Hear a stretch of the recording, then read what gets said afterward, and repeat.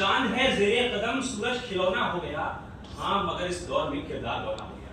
सदन की गरिमा को सादर नमन। मैं सुधांशु रघुवंशी, स्लॉट संख्या 11 के विपक्ष का वक्ता, सदन में प्रस्तावित विषय का पुरजोर तरीके से विरोध करता हूं।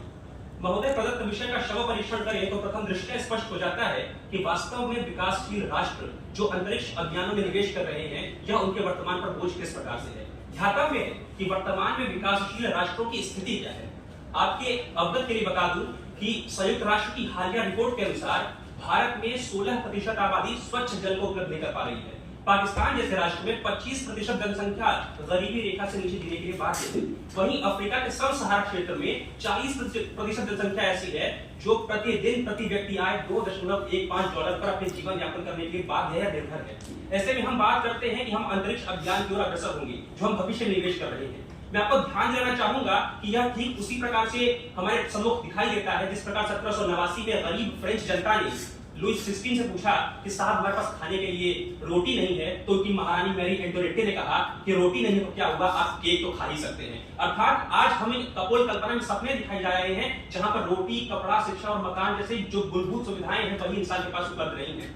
महोदय, ध्यान देने की आवश्यकता है कि यह कितनी विडंबनात्मक स्थिति है जहां पर हर विकासशील राष्ट्र यह जानने के लिए अत्यधिक उत्सुक है कि मंगल पर जीवन है या नहीं है, किंतु सवाल यह है कि जीवन में मंगल है या नहीं, क्योंकि वास्तव में जीवन मंगल रोटी, कपड़ा, शिक्षा और मकान से बनता है। आपको मैं बताना चाहूंगा कि यहाँ पर मेरे प्रतिपक्ष ने जीपीएस की बात जो हमारे और आपके फोन में उपलब्ध है, किंतु संयुक्त राष्ट्र विकास सूचकांक के अनुसार देखा जाए तो पूरे विश्व में 50% जनसंख्या के पास तो उचित संसाधन ही नहीं है, उचित इंटरनेट ही नहीं है। जिस जनसंख्या के पास मोबाइल फोन नहीं होगा तो हम जीपीएस कैसे दे पाएंगे। कुछ लोगों का ऐसा भी कहना है कि हम आजकल ओजोन लेयर के बारे में जानकारी प्राप्त कर ले रहे हैं जो अंतरिक्ष अनुसंधान का ही उदाहरण है, अंतरिक्ष अभियान की सफलता है। किंतु ध्यातव्य है कि आज हम जिसके आधार पर ओजोन लेयर के बारे में बात कर रहे हैं, प्रदूषण के बारे में बात कर रहे हैं, वहां पर कुछ लोग पास स्वच्छ जल उपलब्ध नहीं हो पा रहा है, पीने के लिए पानी नहीं है, तो वहां पर हम किस प्रकार से उनके लिए ऐसी बड़ी-बड़ी बातें कर सकते हैं। सबसे अधिक आवश्यक है कि जो दौर हमने देखा है सोवियत संघ और जो प्रतिद्वंदिता संयुक्त राष्ट्र अमेरिका के बीच में दिखाई देती है, और वही चीज हमें आज विकासशील देशों और विकसित देशों के बीच में खाई के रूप में दिखाई दे रही है।